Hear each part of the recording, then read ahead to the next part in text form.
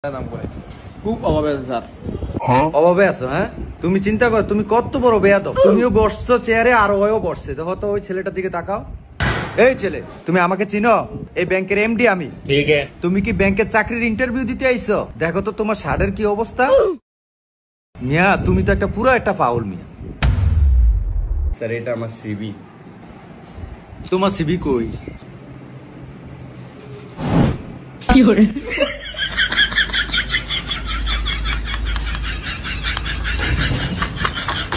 Sir আমার আসলে এদের মতো ফাইল নাই রুম, তো এই সিভিটা আনতে শরম করে, তো আনছি।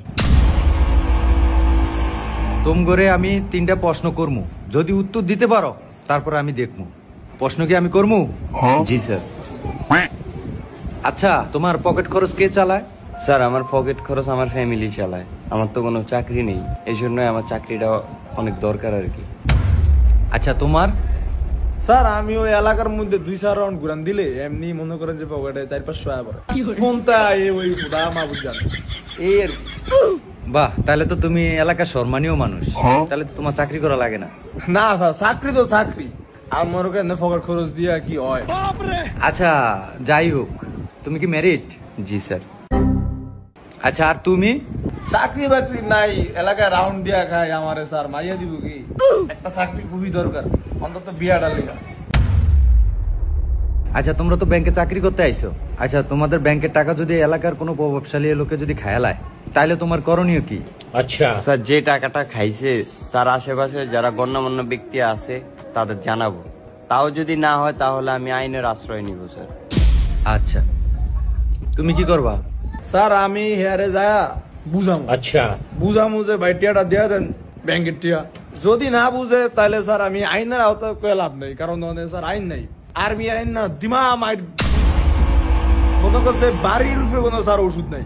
ফিদারে স্যার শয়তানের ডরায় টিয়া হেরফোর স্যার দিব আমি একটা বিশ্বাস আছে, কারণ স্যার আমি জানটাকে দিয়ে লাগুনি, টিয়ার লেগে জানটা দিয়ে লাগুনি। হেরফোর স্যার যদি স্যার টিয়া না দেয় তাহলে স্যার আর আমার কোনো এখতিয়ার নাই, মাইরা খাইলে আলোর রূপে স্যার দিব। কি করে? জনগণের টাকা বেটা খায়া লাইবো, আর তুমি আল্লাহর উপরে ছাইরা দিবা? এটা কি তোমার টাকা? এটা ব্যাংকের টাকা। আর আমি এখন বুঝতে পারছি যে তুমি যে এলাকায় রাউন্ড দিয়ে তোমার পকেট খরচ কেমনে চালাও। তুমি মিয়া বন্ড। আচ্ছা, তুমি পরের প্রশ্নের উত্তর দাও। তোমার সামনে যদি কোনো মেয়েকে ইপটিজিং করা হয় তখন তুমি কি করবা? স্যার ওরা যেহেতু ইফটেজার, সো ওরা অনেকজন থাকবে, আমি একাই কিছু ওদের সাথে করতে পারবো না। তো আমি কি করব, ওদের এলাকার যে মুরব্বী যারা আছে তাদের নিয়ে কিছু করার ট্রাই করব। যদি তাও না হয় তাহলে আমি আইনের আশ্রয় নিব। আচ্ছা যাক, ভালো বলছো।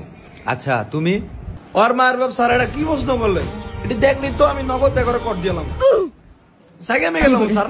এরপরে যদি এরা মনে করেন যে ভাই এ কইলো যে অনেকজন হতো 4-5 যদি থাকে, তাহলে স্যার কি আমি জানটা দিলাম নিয়ে গেল, আমি স্যার আইনের আশ্রয় নীতি। আর যদি স্যার লগে মনে করেন যে মালটাল থাকে বেরো দিন। তাইলে তোমার রক্ত গরম, বুঝা গেল। আচ্ছা, এবার একটা ব্রেনের প্রশ্ন করি তোমাদের। হ্যাঁ, আচ্ছা, তুমি হা করে আব্বা বলো।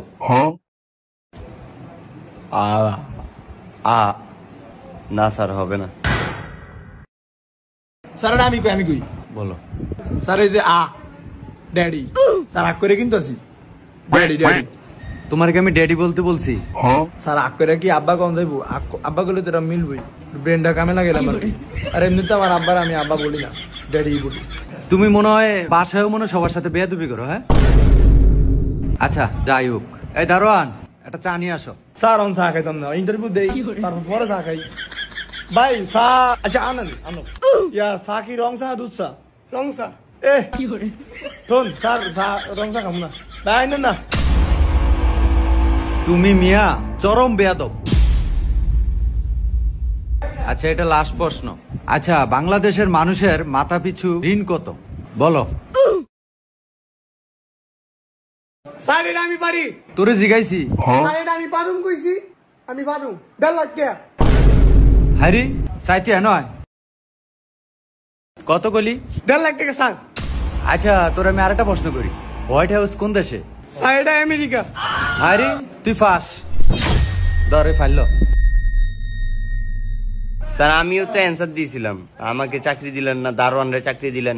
এত কষ্ট করে পড়ালেখা করে কি হইব স্যার? সবকিছু পড়ালেখা দিয়ে হয় না, ঠিক আছে? কিছু মেধা শক্তিও কাজে লাগায়, ওটা নাই তোমাদের ভিতরে, এটা ওই দারোয়ানের ভিতরে আছে। স্যার তাহলে আপনি আমার একটা চাকরি দেন। তাইলে তোমাদেরকে দারোয়ানের চাকরিটা দিতে পারি, যেহেতু এখন আমার দারোয়ান নাই। না স্যার, পড়ালেখা করছি কি দারোয়ানের চাকরি করার জন্য? হ স্যার সই।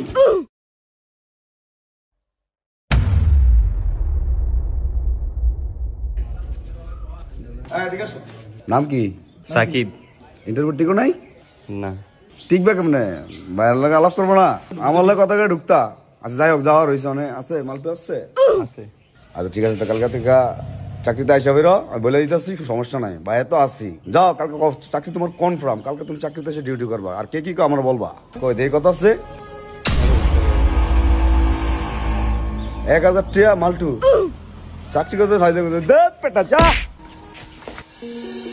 তো বন্ধুরা, কি বুঝলেন? পড়াশোনা করে সবকিছু হয় না। আমরা যাকে দারোয়ান বলে তুচ্ছ করি, আসলে তারও কিন্তু মেধা আছে। সকলের মেধাকে যথাযথ মর্যাদা দিতে হবে, আর সকল ধরনের চাকরি বা পেশাকেও মর্যাদা দিতে হবে, অন্যথায় আপনি সবসময় পিছিয়েই থাকবেন। মানুষ ছোট